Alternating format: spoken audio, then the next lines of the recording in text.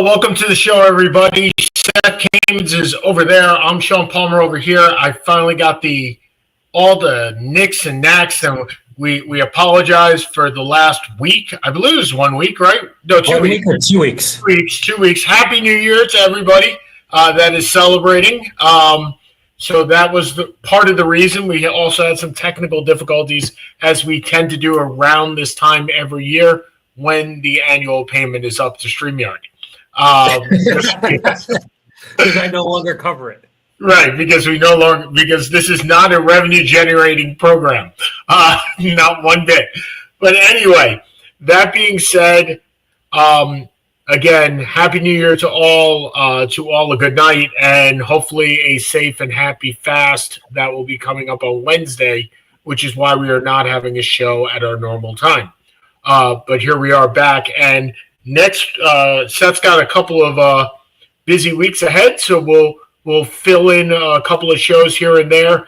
And before we start on anything, we might as well play taps to the Mets and to Mrs. Met, who I believe is now engaged to the Philly Fanatic, as she only goes with winners.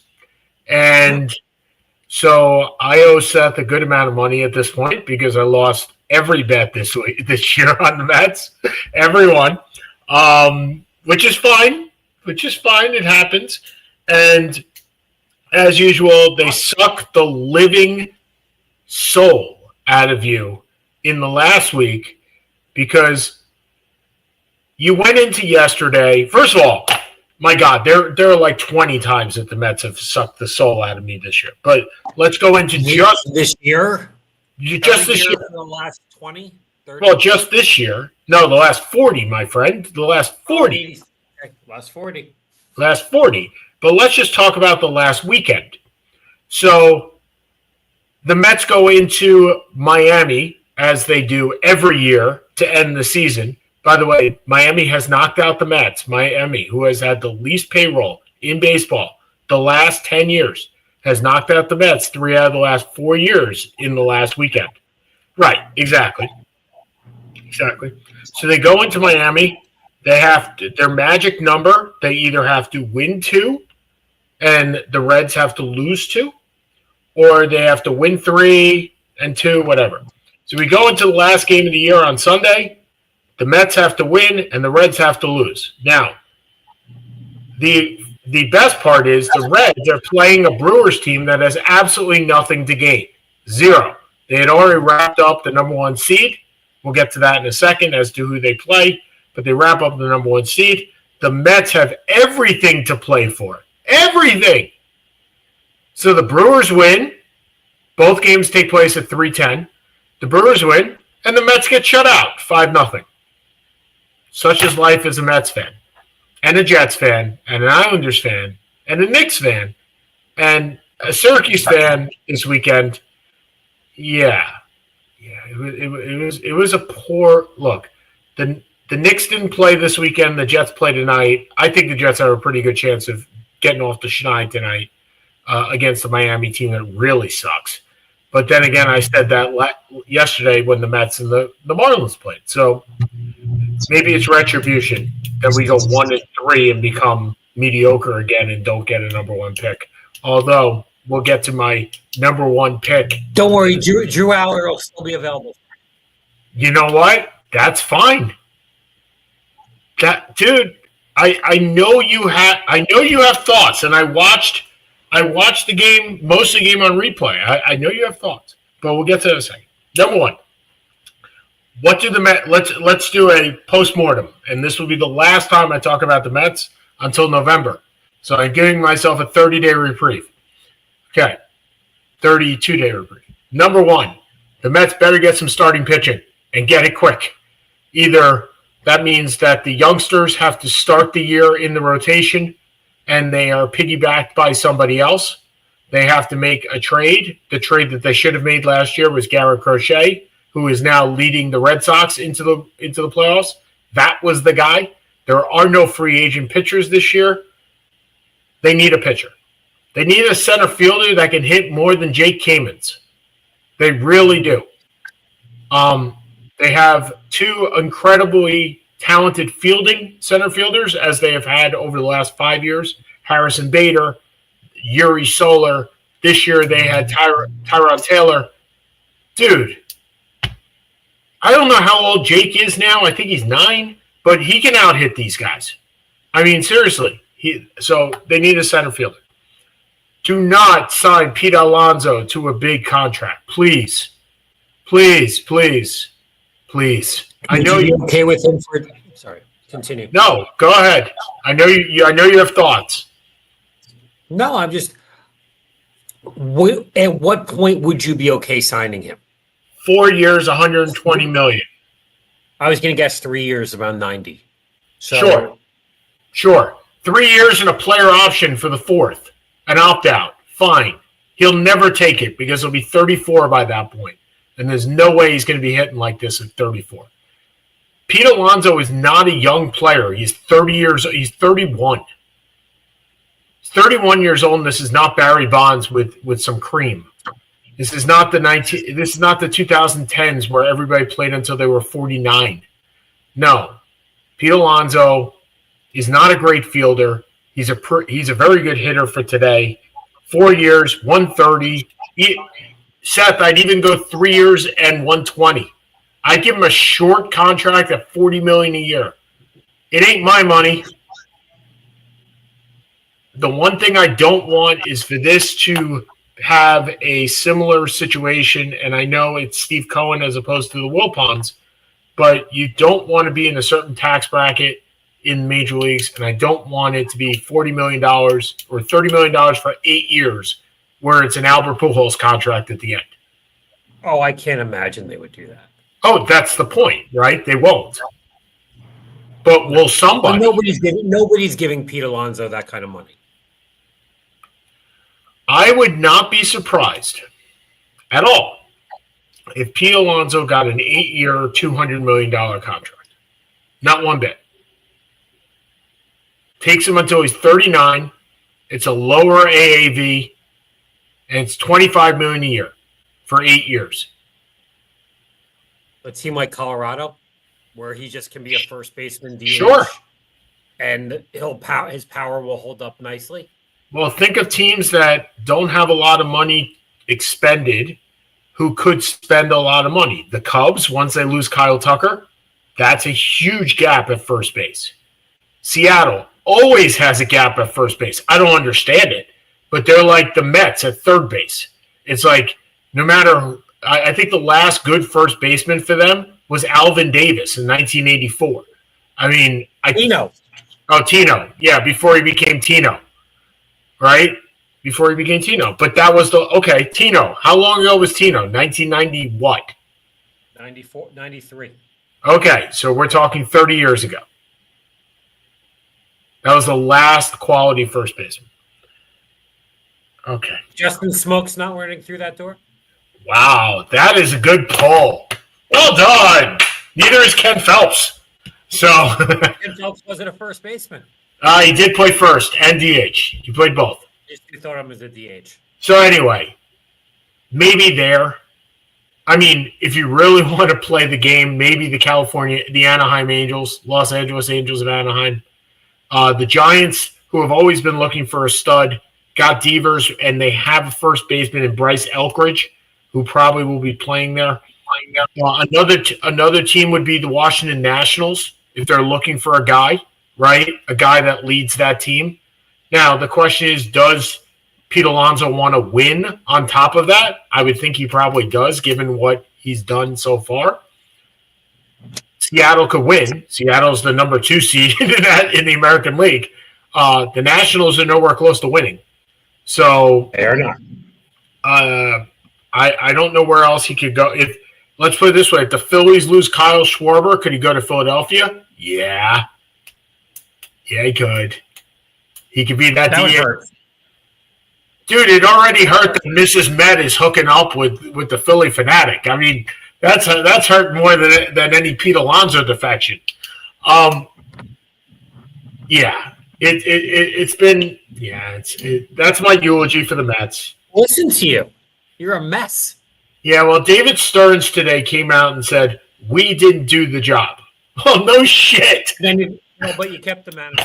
Congratulations, you didn't do the job. Did you recognize that by the fact that you're not playing in the playoffs and you have a $340 million payroll that you didn't do the job? Are you surprised they kept Mendoza? No. Well, yes and no. Yes, because on its face. A hell of a poll. Well, okay. Yes, because on its face he should be fired. Right? On his face, this team completely underachieved. Completely. But is the pitching his fault? No. Not one bit. Not one bit. He put in on the mound the players that he was given last spring when we all said, hey, you're signing Frankie Montez, who hasn't had a full year in 5 years. You're giving 3 years to Sean Manaea, which I loved, but you're banking a lot on these guys that haven't really done it over the course, and you have no number one. You're banking on Cody Zenga to be the number one. But wasn't the beginning of the year, wasn't he, for all intents and purposes? He was, until Pete Alonso screwed him with a throw that tore his hamstring off the bone. Yeah. Which, again, goes to my reluctance to sign Pete Alonso because he's a horrible defensive first baseman. But anyway, yeah, that's it. All right, so welcome to the playoffs, everybody. And Seth's team makes the playoffs. Seth's team looks good going into the playoffs. I wouldn't call you the favorite, but I'm not sure there is one in the American League. You were at the game on Sunday. Tell us a little bit. I was at the game. Pretty much everyone was doing was paying attention to Malik Neighbors and to the scoreboard to see if the Mets were going to be able to back their way in. And Milwaukee did their job. You guys couldn't score a run off of Miami in game 1 at 62. Not pretty. All right, first AL wild. You know, it's funny. The AL is like we're back in divisions, right? So we have the first round pits Detroit against Cleveland. Shocking. They've played like 35 times this year. Yeah. Right? And Cleveland made a huge run at the end, took over for Detroit. Yep. But to me, Seth, this comes down to it's a 3-game series, and I got the best pitcher. So I got Scooble, and that's enough for me. I'll probably go with the same. I'm not loving either of them to go very far, but yeah, I'll take Detroit as well. Okay, and then we go over to the Bronx, where we have, oh my God, again, ESPN is like, they're jumping up, they're giving high fives. I mean, the only thing that sucks is that they're playing on Kol Nidre and Yom Kippur in New York. So the viewership ain't going to be so great in New York, but they are playing Tuesday, Wednesday, Thursday at New York. Yeah, I forgot about this. All 3 games are at the host site. So we just picked Detroit playing 3 games at Cleveland, and we picked Detroit. Wait, that's how they do it now? That's what it looked. I'm looking at it. Wow. It's a best out of 3. I know it's a best out of 3. I didn't know it was all on the road. It looks like it's all on the road. Okay. Yeah, looks like all 3 games are on the road. So we just picked Detroit winning 2 out of 3 in Cleveland, which I'll still take because you still got the best pitcher. I don't see Boston beating New York 2 out of 3 games in Yankee Stadium. Even though Boston has the best pitcher. Yeah, because they don't have an Aaron Judge. and Boston for all that they have done, and kudos to Craig Breslow, who trades his best player early in the season and still makes the playoffs. And such a better team. And by the way, I'm not sure they have the best pitcher. Max Fried may be better than Garrett Crochet this year. They're both excellent pitchers. They're both excellent. Top 5 for Cy Young. They're great. They're great. The Yankees pitchers. are a better team. Yeah. The Yankees should win this series. Yep. They should. And I'm going to take them to win because Boston has injury after injury after injury. By the way, who is playing first base for the Yankees these days?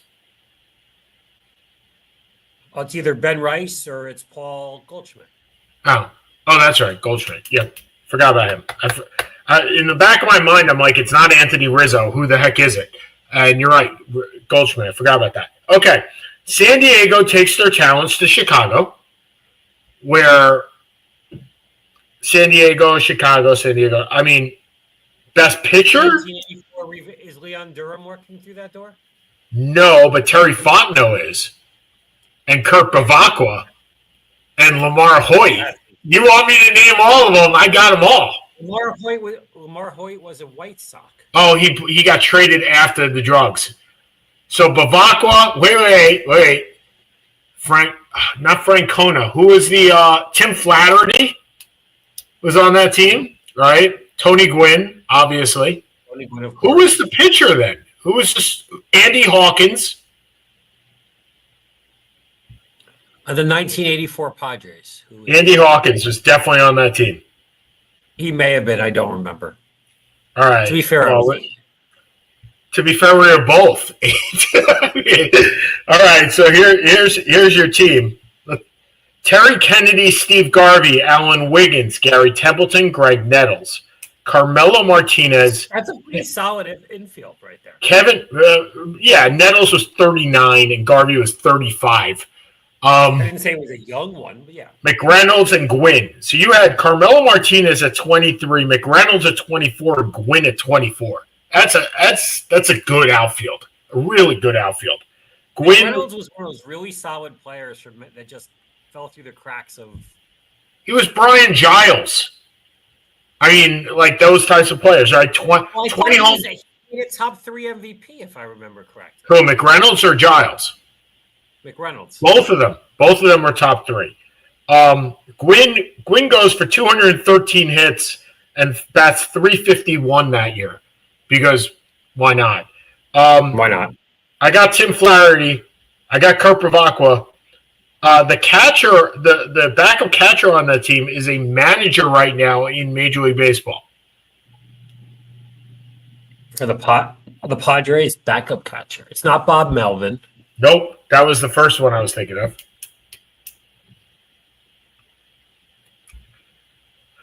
He will make the Hall of Fame as a manager, but not as a player.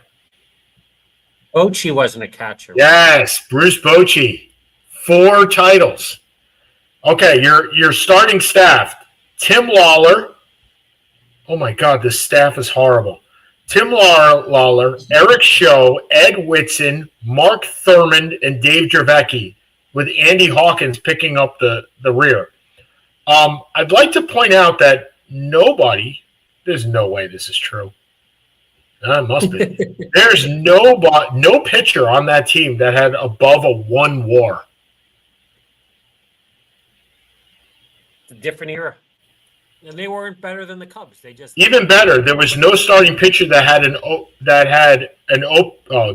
I want an ERA plus, not an OPS plus. Oh, sorry. That was your hitting WAR. That was not your pitching WAR. They had nobody above a 2.5, which is still not great. Nobody with an ERA plus above 121. Not great. 100 is even. So average. So in the rematch of the 1984 NLCS, who were you taking? Well, even better, this could be a rematch of the 1984 World Series by the end. You think Detroit's getting through? No, but I don't think San Diego's getting through the Cubs either, so I'm taking the Cubs. There you go. I will take the Padres. All right. As nice a job as Chicago has done, I'll take the Padres. Okay. And in the series that the Mets are thankful they're not in, the rematch of the 1988 playoffs. Well, it was if the Mets were in it, but it's not anymore. The Dodgers take on the Reds. The Dodgers take on the Reds, and there's no chance for these Reds. None. No, I do hope they take a game because I think they're fun to watch, led by De La Cruz, and they have some nice pitching with Green, but yeah, they're not winning. De La Cruz and Green are two of the most exciting players in baseball to watch. De La Cruz may be the most exciting player in baseball. That's why I said that he's fun to watch. Yeah, and Hunter Green will definitely throw 100 miles an hour every single time. All right, so moving on. So we have NL 3-6. So the NL 3. So we have Detroit, Cleveland. We both have Detroit goes against Seattle in the second round. This is a 5-game series. If it happens, you know what? I'm sticking with Detroit. I'm making them go another round. So you have Scooble going to pitch two, and they'll be able to finagle a third win somewhere. He may pitch 1, 3, and 5, dude. Doesn't matter. He may go all Randy Johnson on us. He may go 1, 3, and 5. You realize this team had one of the greatest collapses of all time coming into this, right? I do. Okay. I'll take Seattle. All right. And then we both have the Yankees versus their arch nemesis, the Toronto Blue Jays, who sneakily became the number 1 seed. I mean, they played very well, but sneakily became their number 1 seed. And I will take the Yankees beating Toronto in this series. I will too, because at the end of the day, as good as Vlad Guerrero Jr. is and Bo Bichette, the Yankees still have Aaron Judge. And it sucks because Toronto deserves something, right? I mean, they don't win in hockey. I don't know if you've seen the hockey reels where there's a parent and a son, and the parent continually wears Maple Leaf stuff, and the kid makes a joke every single day about the Maple Leafs not winning since 1967. So it's like, hey, you going golfing today? And he's like, yeah. He goes, you might as well bring another bag for the Maple Leafs.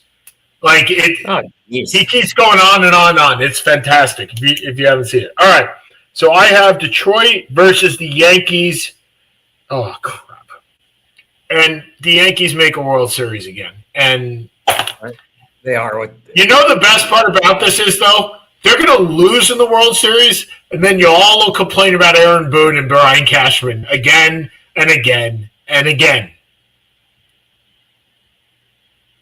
There is an irony to that coming from a guy who's $300 million payroll, including signing someone from the Yankees for $700 million, and they didn't even make the playoffs. By the way, Juan Soto had one of the best years in Major League Baseball history this year.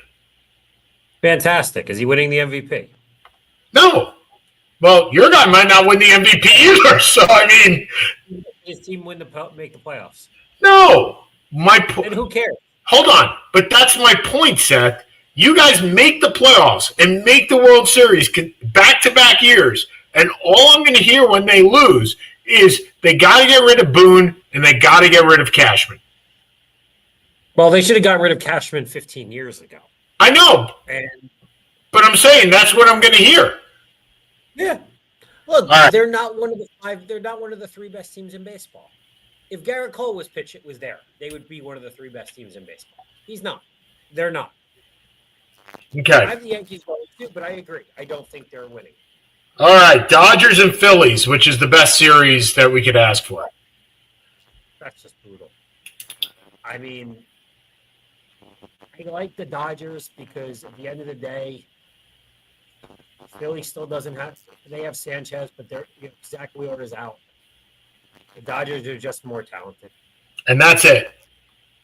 You were saying without Garrett Cole, well, without Zach Wheeler, that's it. Like, Zach Wheeler wins that for the Phillies, They don't have the horses, and I'm only looking forward to seeing Clayton Kershaw come out of the bullpen numerous times in this playoffs, because I don't think they're going to start him.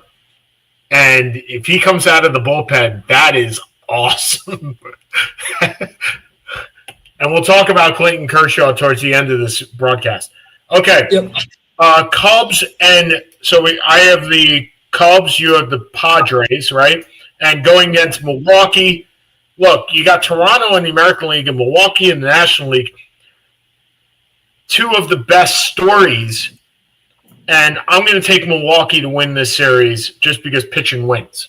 And the Cubs don't have enough, and I don't think the Padres have enough either that are healthy. I'm going to go with Milwaukee also, more because I can't take that this team is somehow made it the last 6 years with the smallest payroll known to man and still hasn't won a playoff series. Yep. They got to win one somewhere. And they don't get the credit. No, they don't. They just don't get the credit because their closer is on the Yankees right now, right? Yeah, considering the season, the Yankees probably would give them back. Yep. All right. So we got Dodgers versus Milwaukee, and I can't see Milwaukee pulling it out twice. Dodgers and Yankees in the World Series, and the Dodgers win it, and Clayton Kershaw goes bye-bye with another World Series ring. And it would be awesome if he actually closed out whatever game is the win. And they just brought it. I think that's how they'll do it. They'll be up 7-1 in Game 6 or whatever it is, and they're just better. Well, I hope so. Believe it or not, I hope it doesn't come down to a Game 7, like ninth inning, where he can't pitch, right? Like he'll pitch because he's Clayton Kershaw, not because he's the person that should be pitching in that situation, is what I'm saying. Yeah, no, I got it. At the end of that's why look, I think Cashman should have been replaced forever ago. But it's kind of hard to be mad about if this team goes to the World Series. They're not that good. They are old, don't play good defense. They are not a great base running team. They have old veterans who can hit home runs, and they have Aaron Judge. And in the similar to PAE fans LeBron in the early 2000s, there ain't that much there. So they're the best of a weekend league. The Dodgers are better. The Dodgers should win. The Dodgers have what, seven Hall of Famers potentially on the team. They're just a better team. You know, they sleepwalk through the regular season because they can. They turn it on when they want to, and that's it. Yep. Okay, so here's and we can get to that in a second, but I want to bring up Clayton Kershaw, his retirement. Here's the most impressive stat that I've ever seen. Clayton, how many players have over 200 career wins and under 100 career losses? Well, I'm assuming Clayton Kershaw. Yes. Under 100 losses? Over 200 wins, under 100 losses. Pedro? Nope. Is there anybody else? He's the only person in the modern era to do it. Okay? Well, I'm not going back to Jack Chesbrough. Right, no, and that's my point, right? He's the only person. He has 223 wins and 96 losses. He has what, 3 Cy Youngs? He has 3 Cy Youngs, and we talked about this a couple of weeks ago. Jake DeGrom's dominance over time. Cy Young number 1, Cy Young number 2, Cy Young number 1, Cy Young number 1, Cy Young number 3, Cy Young number 5, Cy Young number 2. That was a 7-year stretch of Clayton Kershaw.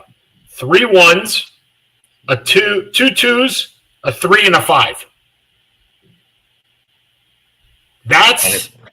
And there's only one person. There's only one person that did that.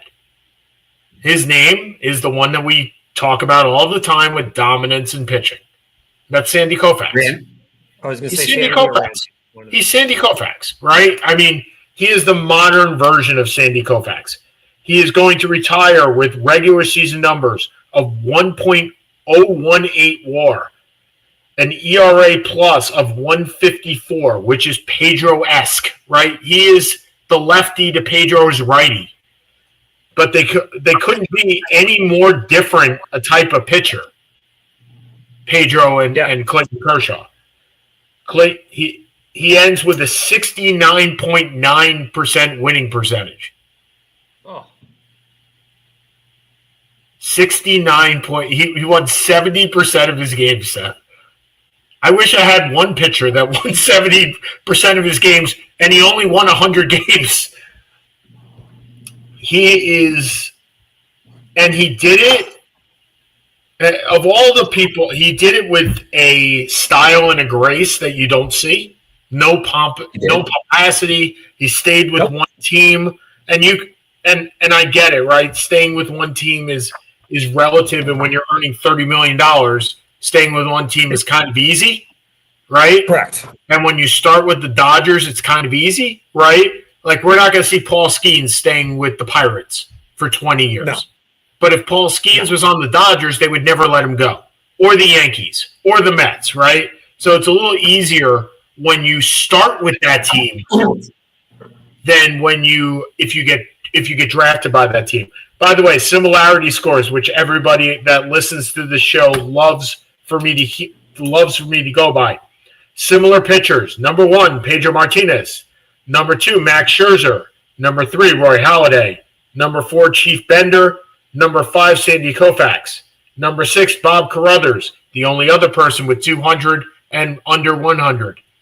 Number 7, Bob Carruthers? That's what I was saying, not modern day. Number 7, Whitey Ford. That is Pantheon numbers. Whitey Ford, I believe, is second on the list with 236 and 106 with a 69% winning percentage. He also pitched on a team that in 13 World Series. Well, Whitey Ford is the epitome. Who would you compare Whitey Ford to in sports, just in general? I mean, I feel like he's the guy. He wasn't the best player.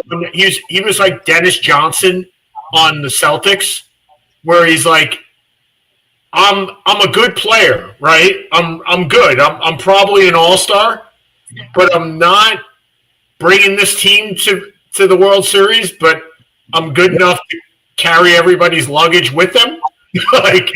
And I'm good enough in a given game to carry. I can carry a game. I just can't carry a season. Dennis Johnson, I get it. I mean, there's no great comparing baseball and basketball. Obviously, is pretty much impossible. But you can make the comparison that he was the ace of a staff that was not a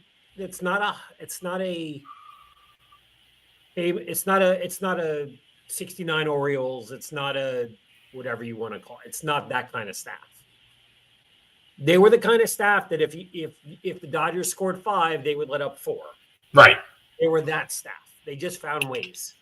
Well, so I got two comparisons for you, which I think are kind of relevant here. Number 1, he's Catfish Hunter. Okay. Right. Wins about 200 games, could win a game if need be, but has the whole Oakland A's behind him, right? Where it's like, I'm just going to bash 9 runs. You can give up 4 if you need to, but I'm going to get 9 anyway, so you'll win, right? And he wins 3 World Series, and he's the top pitcher on that team. So that would be number 1. And number 2 is Byron Scott. No. Byron Scott. Byron Scott is not a Hall of Famer. Okay, that's fair. He's that Dennis Johnson was a Hall of Famer. Byron Is he Scott, James Worthy? That's a better comparison. Because also what was so funny about Ford was a junk baller. Yeah. And I mean, but that if you look at that staff, it's Ford, Vic Raschi, Ali Reynolds. I don't remember the fourth. I feel like I should. Well, that was later. No, Ali Reynolds was earlier. Ali Reynolds was in the 50s. Early. Well, so was Eddie Lopez. Right. But Whitey Ford was in the if we're looking at the 1961 team, which is I assume what you're Lopat. My players are too early. My fault. So if you're looking at 1961 where he was 32, okay? It was Whitey Ford, Bill Stafford, Ralph Terry, Wally Sheldon. Yeah, but 61 is kind of the tail end of that 15-year era. He won 25 and 4 in 1961. Yeah, and that's one of the three greatest teams of all time. All right, so let's go to 55. Okay, so 55, it was Whitey Ford, Bob Turley, Don Larson, Tommy Byrne. Okay. And Johnny Cucks, one of the greatest names ever, Johnny Cucks. Okay, so who I believe got traded to the Cardinals. Anyway, continue on. Nope. So Turley threw out his arm within 2 years. Larson was a mediocre pitcher with one great World Series game.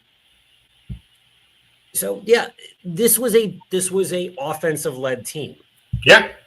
That 55 team, Hall of Famer, a catcher. Let's see how much you can name on the 55 team. I guarantee you won't get them all. Okay. So I'll go with the outfield to start. Okay. Mantle. Yep. Gene Woodling. Nope. Hank Bauer. No. Gene Woodling did not play on that team. Then he was traded in 54. Okay, Bauer did. Good job on Bauer. Was Skowron the first baseman? Skowron was the first baseman. Well done. Shortstop was not going to get the shortstop. Was still there. Scooter was there, but Scooter didn't start. You're not going to get the shortstop. Gil McDougall? No. McDougall was the second baseman.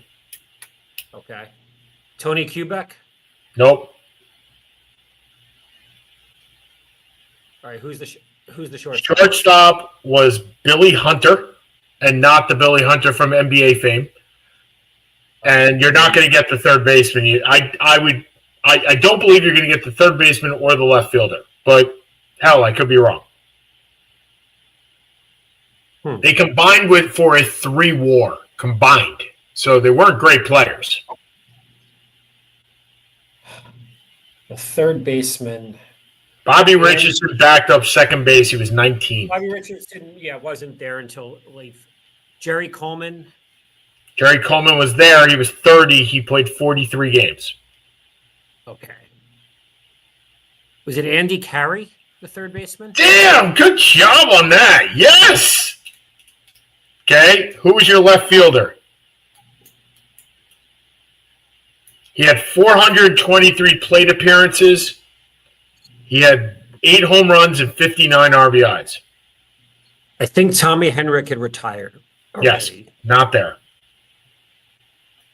The backup was Enos Slaughter, by the way. Wow, he must have been in his late 30s by that point. 39. There you go. And marvelous Marvin Thornberry, along with Billy Martin, was on that team. He wasn't. Marv Thornberry was not the starter. Thornberry. He was. He was 21. No, he was not the left fielder. He was on that team. He was on the team. He was on the team. Okay. I'm looking at people on the team. I'd be shocked if you got that. I've heard of Andy Carey. I have not heard of the left fielder. All right, throw me the name. Irv Noren. I have his baseball card. Do you really? Yeah, but not when he was on the Yankees. You weren't going to come up with that one. Okay. now that we've gotten through our nostalgia moment. For those of you who've ever wondered whether at one point I did follow baseball, there you go. Well, look, you and I have had this discussion with your son, right? And for those that don't know, when I talk about Jake, that is Seth's son, where I hope so. Today kids are on tablets and kids are playing video games. We tell Jake all the time that we read baseball books in the car, right? That's what we did. That's all there was. There was no Game Boy. It was Game Boy later. But I was going to say that there's still no Game Boy. It's just a different.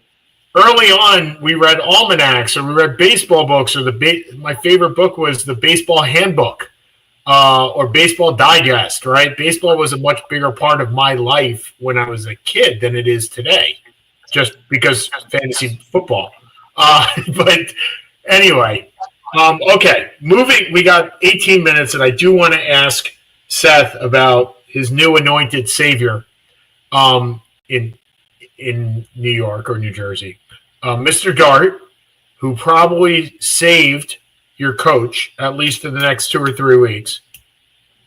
What did you look? I watched the game, most of the game. I saw a lot that I liked. I saw a lot that I really didn't like, and I'm thinking you probably saw the same. That this guy is going to get Robert Griffin III if he doesn't slide a lot more than what he's doing. And it's a little earlier than both of us thought he was coming in. I think you had week 11 on your schedule. I think I did it. But here we are with week 4. And are you happy with obviously you're happy with a win, but I'm happy with the win because I'm not trying to get a quarterback with the first pick next year. Look, I'm going to be happy with the win. I think we'll beat the Saints next week. We're not going anywhere. Yeah. That's where this all comes down to. Is whatever win we have, we lost our best player for the season. That doesn't cover this. So we are going to be at best 2-6. Maybe we beat New Orleans. We're not beating Philly either time, or we're not beating Denver. So we're 2-6. We're going nowhere. We have no wide receiver. And we had a nice win. And we deserve some pat on the back for that. But would I have rather? But I think Dable was playing for his job. He was. Do I think he should have been? No. To me, what's the point of firing someone 4 weeks into the season? Well, I think we're also getting to the point, Seth, and I hate to use this word, but do you feel a little cursed in the fact that you have your top wideout of, I believe it's now 10 years ago, who has an amazing start to his career? And for those that are unaware of who I'm talking about, it's one Odell Beckham Jr. and has an amazing start to his career. And after, I believe it was like 15 games, right? 15, 16 games. So it's about where we are today. He tears his ACL and he goes down, and he is never the player that we saw again. Now, part of that is because of him, no question, right? He forced a trade. It wasn't the Giants wanting to trade him. But we never saw that Odell Beckham again. Now we're at the same point with another wide receiver. And didn't Neighbors come out of LSU as well? Okay, so here we go with this. Hey, I got to get some credit out of that both came out of LSU. Because every wide receiver in the NFL is either out of LSU or out of Ohio State. That is fair. Good point. Well, I get credit for Beckham being out of LSU. So now Neighbors does out of the same school to the same team in about the same time period, tears his ACL, and we'll see, right? And I've said this before about the Syracuse losing their quarterback, and they lost him in week 3. You'd rather have that happen now than happen in 4 weeks. But I'm not sure it's the same with Malik Neighbors, because Jackson Dart is not going to grow the same way without a Neighbors this year, that he Correct. might. So my question to you is, do you rather it happen now or it happens week 11 and he's out most of next year? No, I'd rather it happen now, and then he's back for next. Hopefully, he'll be back for next year. I mean, that's a horrible thing to say, I guess, but yeah. Look, the only thing that matters about this season is whether they determine whether Jackson Tart can be their starter for the next 5 to 10 years. That's the only thing that makes a difference, which means he doesn't get hurt. And you see some improvement. You see some potential, which there may be, there may not be. I don't know. Somebody made the comparison of Jackson Dart, and granted, we've only seen a couple of games, to Baker Mayfield with less of an arm. And I think that's, what we saw, right? He's got that competitiveness that Baker has. But remember, it took a while for Baker Mayfield to get to where he is today. And you hope that not only do the Giants, but Giant fans, who are notorious for not liking their young quarterbacks, will see this through, right? And because this team, like you said, is just not good. This team's not good. Okay. So you like what you see. You think they'll beat the Saints this week. I agree with you. I think they'll beat the Saints this week. And that has nothing to do with Jackson Dart. That has everything to do with what the Saints don't have, which is everything. If you saw them. Well, you know. Oh, they gave Buffalo a good run. I was just going to say, does that speak more to Buffalo's defense not being as good as what we thought Buffalo's defense was? And we saw that last. I think Buffalo just walked through the game. Yeah. Do you think Green Bay walked through the game last night? No, not to the same degree.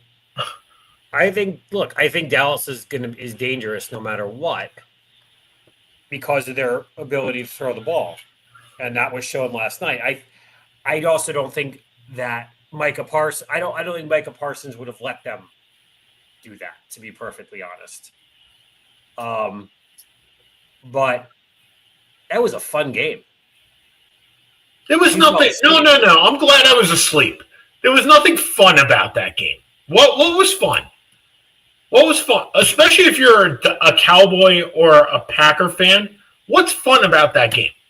Tell me. I'm interested. Sorry, I'm not used to a team scoring 40 points in a game. We've had it once in like 5 years. So that why did I want Jameis Winston, Sean? Why? I get that. Okay, but are you okay? I guess my point is the outcome of if I'm Green Bay, I'm annoyed that if I'm a Super Bowl threat, I can't beat a Dallas team without their best player. If I am a Dallas fan, it depends. Do I really have expectations based on the last 30 years that this team is a Super Bowl winning team? Probably not. So we played a good team pretty evenly. George Pickens looked like a legitimate number one wide receiver. And our defense is horrendous because everybody's hurt or traded. No, Seth, you didn't play him almost evenly. You played him exactly evenly. There was a tie. Oh, no. I think that's where I'm coming down is that you said it was an exciting game. It was an exciting game without an outcome. I woke up this morning and watched the replay without look. I saw your text, but I didn't watch the game. I didn't look for the score. I watched some of the replay, and I'm like, I am so glad I didn't stay awake for a tie. Like, that would have bothered me to no end had I actually stayed awake for that entire game. I got my Jake Ferguson touchdown, and I went to bed, and I was perfectly fine with that. More than fine with it. All right.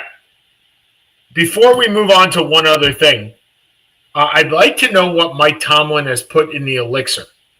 Because, okay, you and I both declared that this was the year.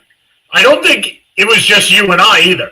I think it was most people declared that this was the year that Tomlin was going to not get to 500. And yesterday, Nabateal's notwithstanding and his actual rationale, which makes no sense, that if something works out, it's the right move because that makes no sense. None. This is a discussion we've had about the first four for the last 10 years. I get it. Yeah, I guess.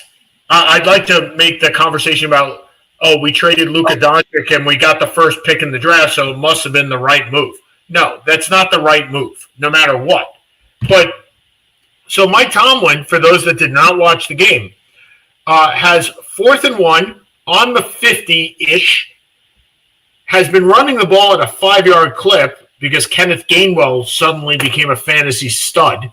And he decides, instead of trying to take the extra yard and nailing the clock down in the fourth quarter with 1 minute to go, I'm going to punt the ball through the end zone and get 20 yards because it comes back to the 20. Are you kidding me? And it worked. It worked. I was like, this is where the Steeler fans turn on Tomlin right now because this clock management sucked. And it was the second worst clock management of the day. Number 1, Matt LaFleur. Number 2, Mike Tomlin. And both of them that was horrible last night. And both of them work. Seth, Jake could coach a team like this. He could make the same mistakes. And Nabate would think he's the coach of the year because it worked. You'd also make a lot more money. Anyway. All right. So hold on a second. I'm going to get our picks from last week. Or 2 weeks ago. I have them.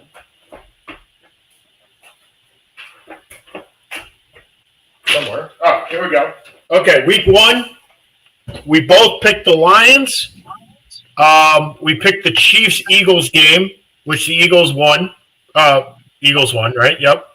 And we picked the Texans-Bucks, which I believe the Bucks won, right? Correct. So, okay, we are both 2. So we're 2 and 1. 2 and 1. Okay. Okay. We got 7 minutes. Pick a game that you want to pick this week. Let me go to While I get a pen. Okay. So 2 and 1 and 2 and 1. Yeah, okay. It's annoying doing it before I'm just looking for schedule. All right. Well, we're going to pick. Here's one game: Giants-Saints. Ugh. Yeah. Oh, I think we picked the worst 3 games this week because there are some really bad matchups. I will take the Giants. Okay. You will take the Giants. I will take the Giants. Are you out of any suicide pools yet? Nope. I'm only in 1, and I'm not out of it yet. Now, granted, I went for a different strategy this year. I'm going for the top teams all the time. So, like, the teams that I've used are the Bills, the Ravens, Detroit. Like, I've used it because my theory in the past has always been save teams for later. But if you don't get to later, saving teams doesn't matter. So I'm like, I'm just not going to do that this year. I'm just going to use the teams. So how about Vikings-Browns? Give me that in London. I will go with the Vikings. Darn it. So will I. Okay. And then our third game of the week. Let's go Dolphins-Panthers in Charlotte. I'm taking Bryce Young and the Panthers. I'll take Miami. Woohoo, we got 1. That's why I took it. There are so many bad games next week, Seth. This is terrible. So Giants-Saints. So here's the thing, right? So, again, I'm picking the best team, and I'm having a problem finding one next week. So Giants-Saints, that's not an easy game. Vikings-Browns, also not an easy game. Oh, the Thursday night game is 49ers-Rams. Not an easy game. Broncos-Eagles. That could be a game where the Eagles could overlook the Broncos. The Broncos could win the game. I don't think they will, but they could. Cowboys Jets, that is an awful game on 1,000 levels. Raiders Colts, hello Ashton Gentry, but meh. Bucks Seahawks, meh. That's a fun game, but it's not a game you pick. I might actually have to pick the Cardinals over the Titans. That's what I'm looking at. Chargers Commanders. I picked the Bengals Lions. I could see the Bengals pulling that out at home. I mean, I don't believe no. And Bills Patriots. I picked the Bills, but I've already picked them, so I can't pick the Bills again. And then Chiefs Jaguars. I wouldn't be surprised if Mahomes goes in there and loses that game on a Monday night. So yes, this may be the rare time where I've taken Arizona in two of my leagues already. Yeah. But I go to a very different. I look at what team is terrible and if they're on the road. I do not take road teams in suicide leagues if I can possibly help it. Right, of course. But the Cardinals are home. Yeah, so I took the Cardinals. I took the Cardinals a couple weeks ago in two of my. So I'm in 4 leagues. I have 4 picks in my league. Okay. I'm doing 4 of them still, and I took the Cardinals in 2 of them.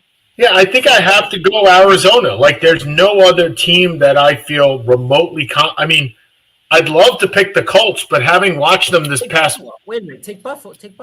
No, I've already picked Buffalo. I picked Buffalo. Hold on, I picked Buffalo, Detroit, Baltimore. Who was my 4th one? Hold on. Oh, it says I'm not logged in now. Oh, here we go. All right, so my picks so far. Picks Matrix. I have picked Washington week 1, Baltimore, Buffalo, Detroit. So I got Washington out of the way. So that was good with Jane Daniels. But otherwise, I am screwed. Okay, I think we're in last 2 minutes here. So I'll be very, very quick. I think the Jets are going to win tonight. I really do. My hope amongst hope is that Garrett Wilson has like 25 and Devon Achane has 6. And if that happens, the Seth and Sean Sports Radio Show goes on a 4-week winning streak. And secondly, just because it works out in the end doesn't make the decision in the moment correct. Ask Nico Harrison. I think I'll find that in the middle of a fortune cookie. That may be. The one thing I will say, because we don't talk about boxing ever anymore, and we've been off for a couple weeks. Yeah. Terrence Crawford goes on to the pantheon of all-time greats, moving up to 168 to beat Canelo, which is just mind-boggling. Good for him. I am seriously trying to figure out how big this pantheon is in boxing, as every time somebody wins, you say somebody's going up to the pantheon of greats. But how many times have I mentioned boxing in the last 5 years? Every time somebody wins, that shouldn't win. Because, well, I thought he was going to win, but because there's so few because nobody cares about boxing anymore. Okay, so if we're taking dates, November 5th, we are going to go through who is in the pantheon of boxing. Because I'm interested. We're going to have a whole show. We're going to bring on Nabate to the pantheon of boxing, because I got 4 guys in my pantheon, and I think Seth's got like literally the pantheon of Greece that had. Well, I think we talk about it like you have the pantheon, the big baseball Hall of Fame. Right. Oh, I definitely have a small boxing pantheon, and I have a big boxing Hall of Fame and a small baseball Hall of Fame. Yeah, so there you go. Andy Carey, MFer. Yeah. For Seth Kamens, I'm Sean Palmer. For those that are celebrating, have a very easy and safe fast. We will be back next week. We're not sure on the day. We're still working those kinks out, but we'll be back next week now that the bill has been paid. For Seth Kamens, this is Sean Palmer. Seth and Sean Sports Radio. And we'll see you guys next week. Adios.